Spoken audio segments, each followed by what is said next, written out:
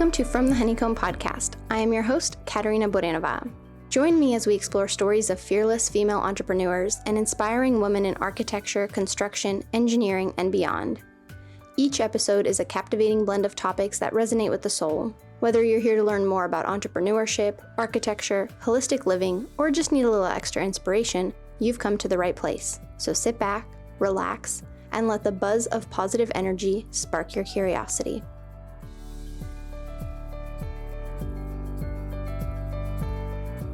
Today, I'm excited to welcome architect, entrepreneur, and founder of Brush Up Your Space, Phephe Rose.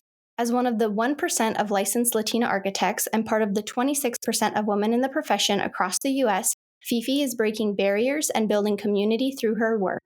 By sharing her story with students, she is inspiring and empowering the next generation to pursue creative career paths. So, Phephe, welcome to From the Honeycomb. Yes, thank you for having me. I'm excited to have you on because for listeners who don't know, we're part of AWA+D, the Small Business Club, and you and I have met at the end of every month for the last probably, year and a half maybe? Yeah. And so it's so great that you're coming on the podcast. We also met in person at an event back in February. So I'm excited to also have you on the podcast. Yes, very excited to be here.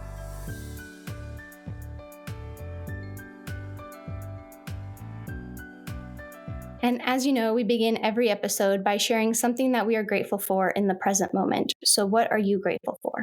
I'm actually really grateful for today. So earlier, I visited a middle school for their career day, and I feel very grateful that I'm in the position that I am right now to be able to share about my career and to help inspire younger kids. And so I went to the career day in a middle school in Los Angeles and got to talk about how to become an architect, which is something that has been a recent new title for me.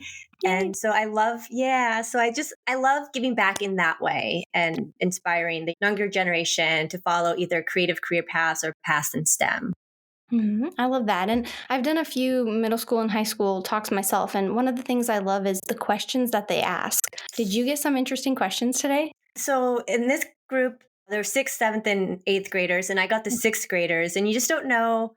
Yeah, I feel like middle school, you don't know how much they're going to be quiet or ask questions. So I was just happy they actually did ask questions. And then the teachers kind of warned us that they were going to ask about salary and money. And smart. They did. Okay. Yeah. Wow.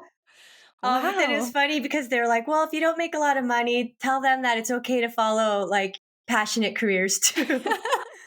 So wow, that's amazing that they're already asking questions about that. I don't know if at that age I would know to ask about how much money would you make. Well, so I guess now, like middle school, I didn't know what my career was going to be in middle school. And they say now that that's when these kids start to think about what they want to do and the colleges that they want to go to, which is why they kind of created this career day today. Interesting. Well, that's a perfect segue then into the episode. Hi, it's me, Katerina. Before we jump into today's episode, I want to share with you something that can change the trajectory of your life. If you are ready to start your own architecture firm but are feeling overwhelmed by where to begin, I understand, because I felt the same way when I first embarked on my entrepreneurial journey. This is why I have created the ebook, The Mindful Blueprint for Launching Your Architecture Firm. This comprehensive workbook contains everything I wish I had known before starting my own firm. From building a solid business plan to creating your brand, the Mindful Blueprint for Launching Your Architecture Firm offers a step-by-step guide tailored to your timeline, whether you're launching your firm today, next month, or in a few years. Dive into essential topics like financial planning, organization strategies, and how to secure your first client, all in one convenient resource. That's right, you don't have to spend hours researching. I have done that for you so you can focus on building your business. And that's not all. With your purchase, you'll also receive an exclusive meditation for business owners, mindfulness tips, a crystal guide for support, and gratitude exercises to help you stay focused and positive throughout your journey. Turn your dream of having your own firm into a reality with the Mindful Blueprint for Launching Your Architecture Firm. Click on the link in the show notes to get your copy today. Now, let's dive into the episode. So Phephe, when did you know you wanted to become an architect then, if it wasn't during middle school time? It was a little bit later in school, but so what I did know is I loved drawing. Maybe similar to you and some other listeners, drawing growing up was something that I just loved doing. And in 6th grade actually was my first art class that I did at a recreation center because my family is very much a sports family. And I was the first one to be like, I want to just draw. Like, what is there, what can I do to cultivate that? And so my mom was very supportive in that. And then I was fortunate that my middle school and high school had a creative arts program. So by high school, I was what they called the visual art major. And so all my electives were art based. And I grew up also with my dad in construction. Okay. And so as I got to maybe 10th and 11th grade, for us at that time, you started to think about what career, more so what major and what college, not Mm-hmm. fully maybe like the career, but what college are you going to go to and what major do you want to have? And I also knew I enjoyed math. So I pretty much just kind of put those three together like, okay, art, math, construction, that's architecture. I kind of think, I Yeah. think that's architecture, right? Yep. So, Yep. and because I took a lot of art classes, I just knew one thing. I didn't want to be a gallery artist. And so I wasn't really exposed to a lot of creative careers. I thought, oh, if I go to art school, that means I'm going to be a painter. I don't want to be a painter. And so then, came the idea of architecture. And so I kind of just picked it not on a whim. There was a little bit there, but I really didn't know what I was getting into. And I really didn't know what I was getting into with architecture school, Yeah. if we even want to go down that Yeah. conversation. And so, yeah, so I looked up schools. I grew up in San Diego. And so I was a little timid on going too far from home or going out of state. So the programs that I were looking into, it came between Berkeley, which had a master's of architecture Mm-hmm. program, and USC, which has an undergraduate professional program. And USC then became my number one school. And I applied and thankfully got in. That is something I, to this day, am very grateful for. Mm. And that kind of got me in there. And then the rest was like, whoa, this is what architecture is. It's a shock to Okay, the I'm locked system. in. Yeah, I'm like, all right, let's go. Yeah, no, it's definitely a shock to the system, that bridge from high school to architecture school. I think more than any other major, at least from all the conversations I've had, it's definitely a leap. So, what was architecture school like for you? Because I didn't get into USC. It was one of the schools I applied to, but unfortunately, I didn't get in. So, how was USC? What was the architecture school program like there? Well, one thing I like when I first got there, I was pretty intimidated, but I was more afraid of, I guess, quitting or telling my parents that I'm a little afraid of this. Mm-hmm. And so I guess I'm like, I'm committed for the 5 years. So I was like, I don't know. And I also didn't know what else I would do anyways, Mm-hmm. but it was a lot. Just you're in studio all the time. All the course load is based off of your architecture program. And what I believe how I got through it was on orientation at USC. This is before the summer before college started. Mm-hmm. I was in line and there's another young girl in front of me. And we start talking and we say, oh, like, where are your dorms at? And she's like, oh, this building. And I'm like, oh, no way, me too. And then she's like, oh, what floor? Oh, I'm on the 7th floor. And what suite? 708. I'm like, I'm 708. What's Oh. your major? Architecture. And I'm like, no way, I'm architecture too. And Oh. so we literally got through those 5 years together. If it wasn't for her, I don't know if I would have made it. It's a very rigorous program, very time Mm-hmm. consuming program. It was very intimidating with the professors and even the Mm-hmm. industry, which I'll explain in my story a little later. So I was very out of place throughout it. But at the same time, I still wanted to continue to pursue it. I still Mm-hmm. wanted to see it through. I was still learning. I was still enjoying this idea of architecture and what that entailed. I think that's a very common feeling because there's individuals who excel in architecture school that may not excel in the real world.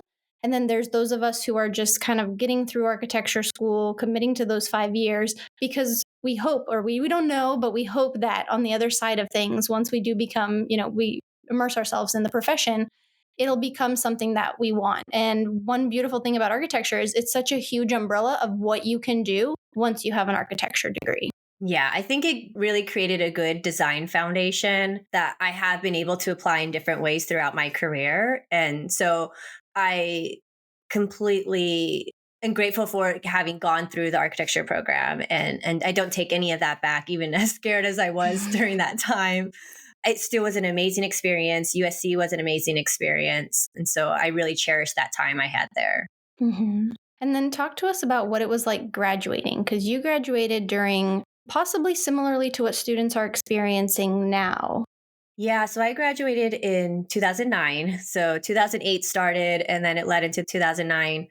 where there wasn't many jobs. And, we're in the city of Los Angeles. So that was even in a big city, that was even less opportunity, that you kind of felt that shift and what was going on. So fortunately, during my last semester of college, I was already interning at a property management company for student housing at USC. It was a private company. And I was able to just kind of stay at that job. Mm. So for better, for worse, I didn't get to practice architecture right off the bat, but I did have a job when I graduated college, which was at this company. But I got to see a different side of real estate that plays into the business that I have now. And so I understand a lot about the client's perspective. I learned how to lease properties, and so what's important to the end user in spaces, and then also just how to manage the property. I ended up, my last role at that company was property manager. And so I got really Oh, a wow. lot of assets in the space of real estate, which, is adjacent to the architectural field. Oh, absolutely. And I think it's always important to dip your toes in adjacent professions because then you get an understanding for it. I similarly dipped my toes into a interior design internship just to know what is interior design. What do they do? What do they expect an architect to do? And I think that only just allows you to grow as an architect, to learn and have, I want to say compassion, but that's not the word I'm looking for, but a sort of understanding of here's the other profession I work with. Like you just said, what the client expects, talking about property management, you start to think about the way you design differently because you've learned something that is only going to benefit you. Right. And so, how long did you stay at that property management company until you started your company, Brush Up Your Space? So there was a big gap in between both, actually, and I can kind of share that a little bit. So about Mhm. 3.5 years in, I got pretty restless, and I was tired of being the person people call to complain about their property in their apartment. And that's kind of what the job is you're Mhm. managing problems. And so Yeah. I was like, I don't want to do this anymore, but I don't know how to get back into architecture. And so then I started on a little path of looking at other creative options. And that's where at the same time, so the person who I worked for at that time, her name is Rebecca, and she's like a big sister to me and mentor. She was a partner of that real estate company, which is how I got that job. And she's very entrepreneurial. And so this is where the seed of entrepreneurship kind of planted, that again kind of comes back to the business I have now. And she kind of planted that seed. So at the time, I love doing art. So while I was working there, I started to do all their graphic design and sell art prints and art drawings on Facebook. And at that time, it was just Facebook. There was no Mhm. Instagram. And so I slowly started to share my artwork on there and kind of think in a more entrepreneur mindset of selling your gift and kind of taking little design projects in that way. And she was ready actually at the same time to leave the company as well. And I didn't know what to do. And so she's like, well, let's quit together and start our own business. And I really trusted her. And so I'm like, you know what? I couldn't figure out what to do next. So let's do it. Let's start a business. And so we did. It ended up being in the apparel industry, which Mhm. those businesses didn't work out, but I learned a lot about running a business within that time frame. And then we kind of fell back into an owner called her back that we knew from the real estate time, and it was like, hey, I need someone to manage my properties. And so our t-shirt stuff was failing. And we're like, you Mhm. know what? Let's manage these guys' properties. And so we came back to the private student housing around USC and started property manage. And that's where, again, I managed the marketing and branding side. And so that was kind of the part of the experience that I was cultivating on the creative, was being able to do that. How are we going to creatively market these buildings? And I quite enjoyed that side of things versus, again, going back to the property management leasing of it. I liked the marketing of it. And so we did that for a little while. And then I got that itch again of like, this isn't quite what I'm supposed to be doing. And so I was like, well, I've gained experience with my friend Rebecca about how to run a business. And so I felt like it was a few years. So that was a couple of years. And so I felt like that was kind of my business school, was dabbling into these 3 different companies that we started.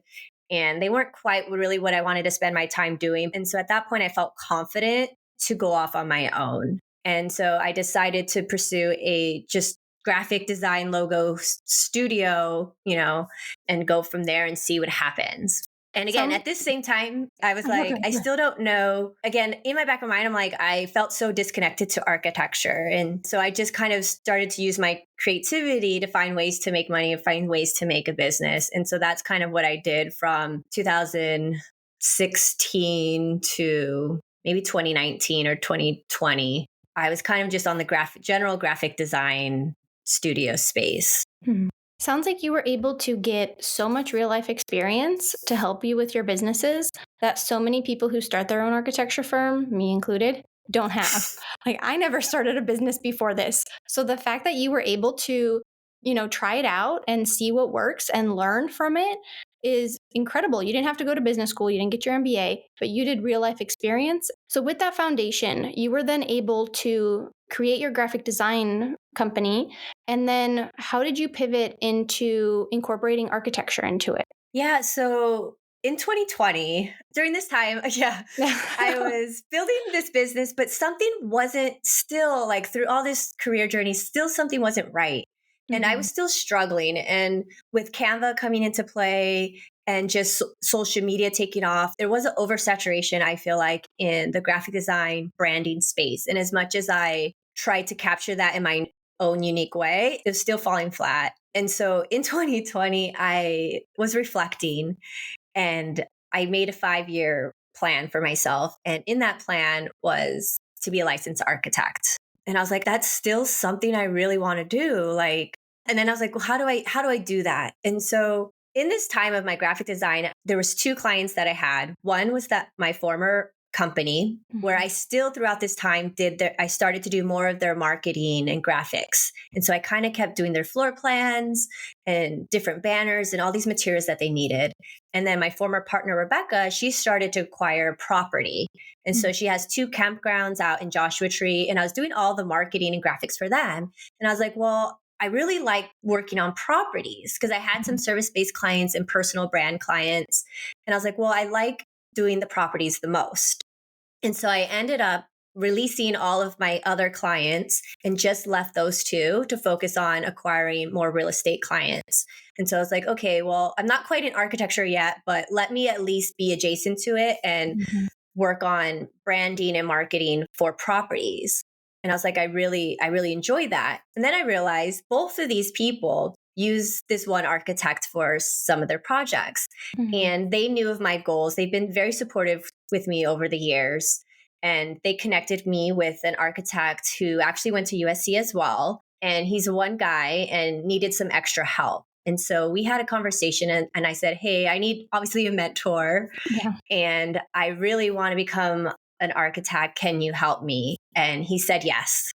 Wow. And so I got very fortunate that I didn't have to like quit what I was doing to go work in a firm.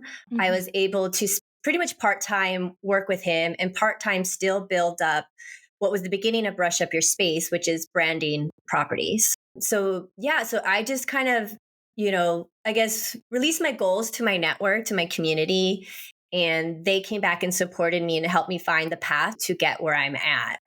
And then as my experience grew, I began to kind of now pivot Brush Up Your Space to handle the interiors. So, how do we bring the brand of the building into the interiors of the space? And so that could be like, and this works really well with student housing and boutique hospitality.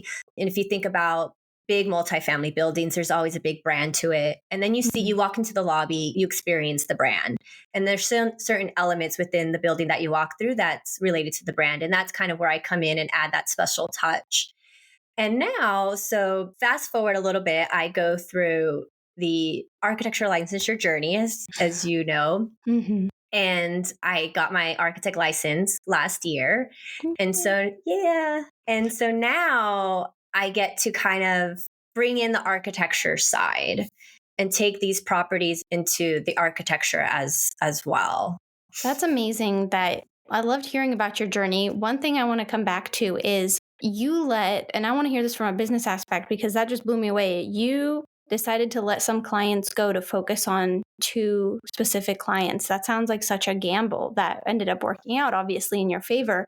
Can you walk us through some of those early business decisions you made as an entrepreneur? Were you taking things that you had learned from your previous experiences, or was this a whole new experience within of itself? It was definitely a new experience, but I think it all kind of accumulated to be able to make this decision.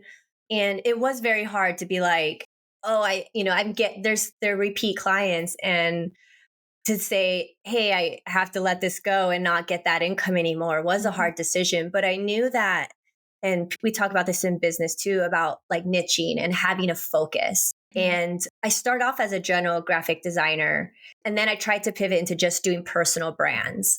But I still had service based businesses, and I still would say yes to a lot of random things.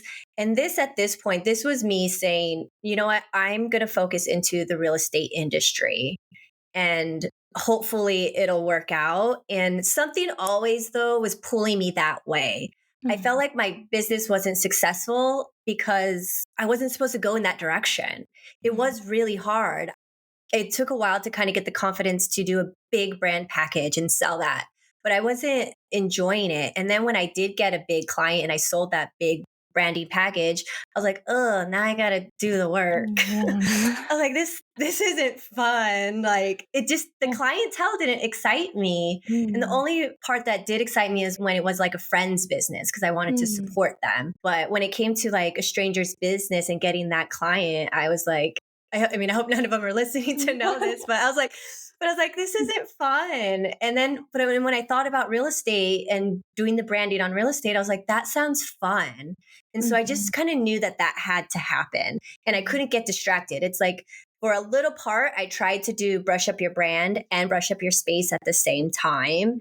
And Mm. you can't really do that. Like you've got, especially when they're both not at a point where they could work without you. If they both need Mhm. you to run two different businesses at the same time. And that's what you do when you separate your clientele. If you have two different markets, you're really running two separate businesses because you market differently, you market the services differently, even though they're both graphic design and branding, you're targeting different people and they're a different conversation. And it was spreading me thin. And so I was like, I have to go in one direction. And so then I was like, oh, that means I gotta, even the long term ones, I'm like, I had to say bye to them. And so then I Mhm. just focused because I just knew I wanted to be more into architecture and real estate. And so that's kind of how I got to that decision. I like to hear that you really listen to almost like your gut instinct in how you were approaching it, which I think so many entrepreneurs, at the end of the day, you have to make that decision based on how it makes you feel. And even as you were talking about brush up your space and brush up your brand, when you started talking about architecture and brush up your space, like you automatically had this like glow of like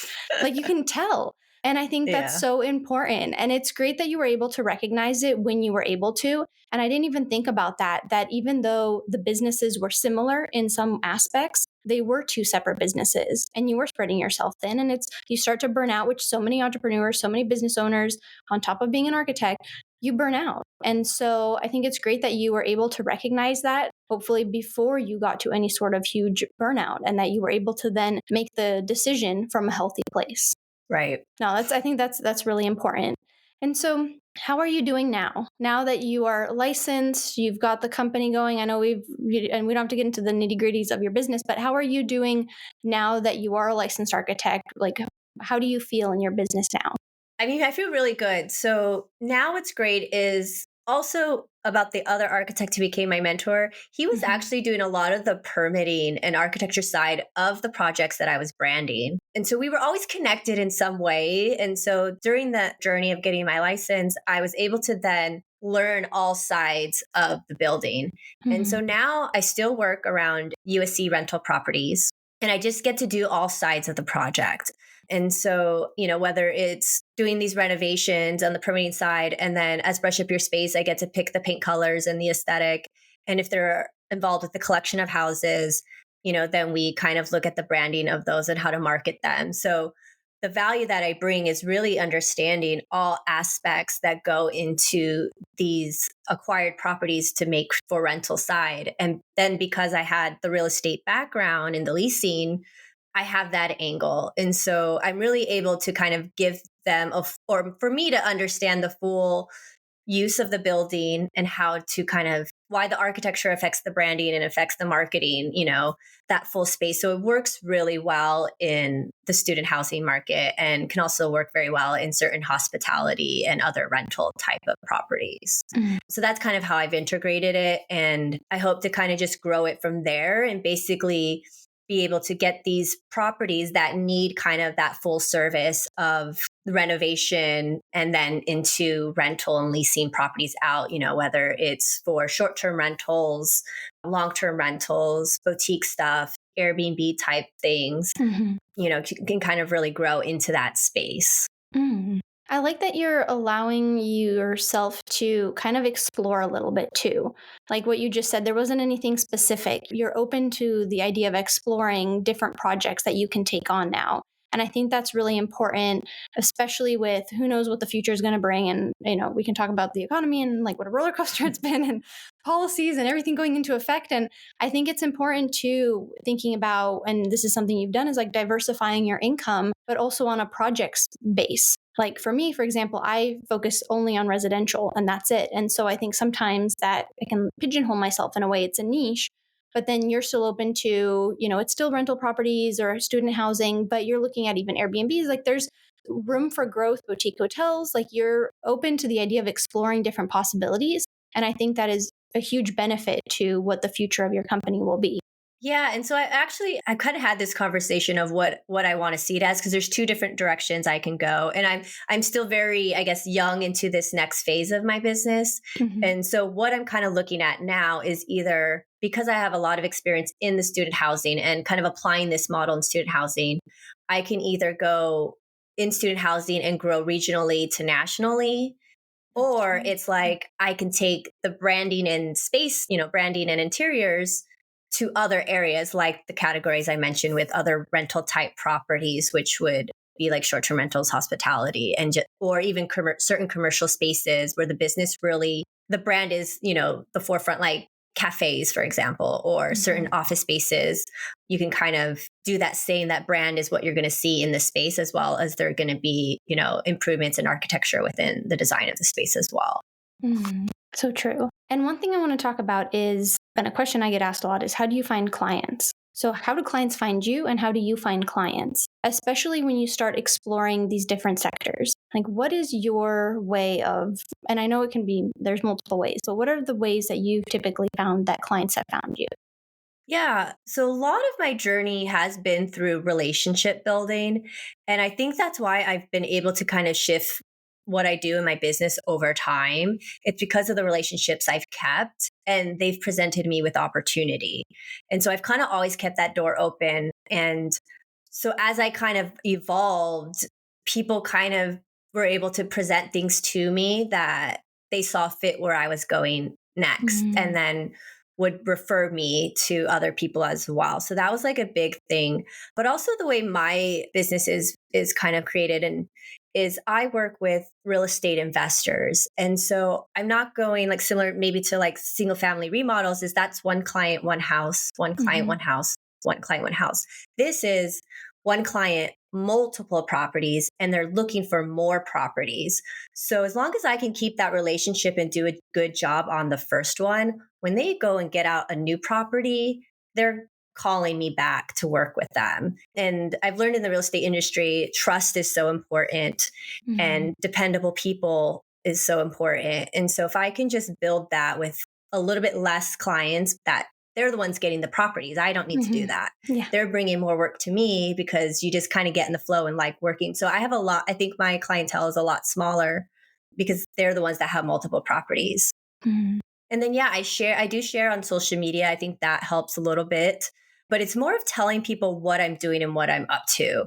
And as you kind of grow your careers, and I've learned from college relationships to professionals, it's like learning about what people do because you never know how they can get related back to you. And so one of the cool projects that I got to do was a friend, she's a real estate agent for Keller Williams, and they were downsizing their office space, but kind of wanted to change it up a bit. And so she was actually one of Brush Up Your Space's first projects. Oh, wow. And so I got to kind of work on which Keller Williams has a great brand. So it was like, Mhm. oh, they have a good prominent brand. They wanted to bring that into their new office. And so I got to experience that. And so it's because she kind of knew my journey that she was like, hey, like, would this be something you want to work on? And so I've gotten a lot of that over time of people just saying, hey, I don't know if this is in your wheelhouse, but this is this creative thing that I do. And so I think a big part of what I've done is built my reputation and my name. Whether again, starting from when I was selling back to selling art prints on Facebook, is that's where the Phephe Rose name and brand started. And so I built up that personal brand, that credibility and reliability over time. And so no matter what category of creativity I was doing, people knew that I would do well and turn out a good job because of that reputation. And so as long as I kind of share and keep those connections, people have honestly come back to me and, they remember what I'm doing and they'll say, hey, I have this. And a lot of my friends now are getting into real estate, buying real estate. And so, I'm hoping they're the person that I come to when they need it. And so that's kind of whether it's been their house or the real estate they're buying. And so that's been a big thing. I think that if I want to start to really grow my business and grow a team, that's when those traditional digital marketing and big stuff is going to have to come into play. But for the size of the business that I am now, kind of that referral marketing and relationship building has kind of gotten to me, been enough for me for right now. Oh, that's amazing to hear. And it sounds like you're looking more for quality versus quantity. You have that trust built, you have that relationship built, you're looking for a quality, yes, quality project, but also quality client, which I think a lot of people don't realize is yes, we're looking for a quality project that we can then put on our website. But it also comes down to the team that you're working with, who the client is. And it goes back down to quality over quantity for sure. Yeah. And I think I've always loved who I'm working with. Like some of the Mhm. properties have been properties my friends owned. And then when I was doing graphic design, I loved my friend's a lawyer in New York and I work on her brand and I still kind of work on her brand. We just redesigned her website. And she's that one client that I did Mhm. keep. But it was because I loved and supported what she did. And it really Mhm. wasn't about anything else but saying, I want to use my skill set to help you. And that kind of came back with the real estate when Rebecca was buying real estate. I was like, I just want to help your projects. And whether that's now through architecture, like I still want to do that. And for better, for worse, it kind of tears me in different things, still keeping my hands maybe on too many stuff. But I think it's been more about supporting the people around me and using my skill set to have go through the project. Cause it is, I think, a lot funner when you know who's on the other side. And so I've had a lot of opportunities to be hired by friends, whether some people say that's good or bad, but I've had a lot of great opportunities to do that and work with people that I really enjoy. Yeah, because at the end of the day, that can make or break a project. And so it's great to hear that you've been able to work with friends and you've been able to help people. And you're coming from a genuine spot, like a genuine position where you want to help friends. And I think it's kind of becomes like almost like a great transaction. You're helping them from a genuine place. They're helping you grow your business. So it's really amazing to hear that that's the way that your business has been able to grow. I think that's really important because I know for listeners are listening and are like, I have a lot of people who listen who are trying to start their own business and are like, how do I get clients? How do I get my first project? And I mean, you even touched on it. You were building relations so early on in college, and you never know who you meet. And it's like, I love asking people, what do you do? What's your hobbies? You never know where your next project is going to come from, or if that person knows someone who then needs your services. So it's always constantly social networking, socializing, networking in general. It's so important to when you have a business. Yeah. And especially that's just good advice for the listeners is that's really how to do it. Like before the pandemic, I did go to a lot of networking events and Mhm. I kind of put myself out there and continue. I think what you said, continue to meet people, ask what they do, because you just never know. And, maybe you'll need them, maybe they'll need you. And I think that's an easy way to just make connections and kind of see what comes next. No, for sure.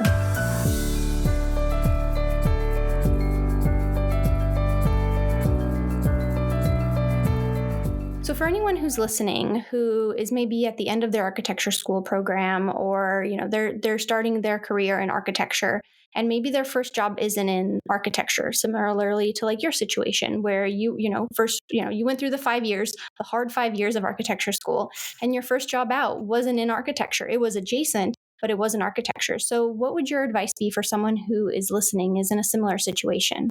So the advice that I would give was to really trust the journey that you're about to go on. You may not get the job right out of college, but what job you do get, you're going to learn from that and you're going to be able to apply it later on. And for those ready to start their business, it may change over time. What you think you're going to get into now will adapt and evolve. And we don't know what's coming in the next few years with technology and AI and Mm. the government. Things are always shifting. And so you have to be prepared to shift your business as well. So, put it out there and do the thing that you want to do, but realize it's okay to pivot. Like my entire journey was over a decade long of experience. Like I didn't get here overnight. I didn't get here right out of college. I started my architecture license 12 years out of college and I still got it done. So, time is time and you're only on your own timeline. So kind of just trust yourself in what you're getting into. And it's okay if it takes a while and it changes and it evolves. Again, if you're building the credibility and the trust in yourself, people will continue to work with you and follow you through your journey as your business or career grows. Mhm. I think that's great advice, is trusting the journey, trusting the process. And I love what you said at the beginning of you're going to learn from your first job, whatever it is, regardless. And I think you keep growing and be open to whatever evolution that you have with your personal life, business life. I think a lot of that is also interconnected, which that's a whole nother topic. But I think there is, like you said, we don't know what the future will bring. If we have a second to touch on AI, I do have a question. How much AI do you use in your business? I used none until very recently. I've started to dabble with ChatGPT, Mm-hmm. but I've actually been using it more on not necessarily architecture, but going back to our first conversation about the middle school is I'm kind of using it to help me grow the Phephe Rose brand in terms of giving back and talking about creative careers. So as most, I guess, artists and creatives were more visual than knowing how to write. Mm. And so, or writing prompts. And so it helps me write either prompts for social media and then also like topics that I can talk to about like these type of career day type events. I'm learning that it can kind of research certain events that I can pitch myself to. And so I'm kind of using it on that end. And it actually, what I did do was it gave me like a social media strategy as well. So I was That's like, right. how do I post about, my architecture, but I don't like to be in front of the camera and, but I want to get better. And this is the scenario. And it kind of wrote that out all out on, how I can create different things. And so that's been kind of cool. So then I've grown more and more kind of into it and seen what it can do and just supporting the administrative side or like the Mhm. copywriting side. Because I don't think it can take away our creative Yeah. vision of things that we have as creative and designers. I think that's going to be unique to us because of, all the experience within the business that I have. Like AI can't replicate everything that I've learned and how I'd bring that to the table. And the same for everyone out there listening is that there's something very unique in your own perspective.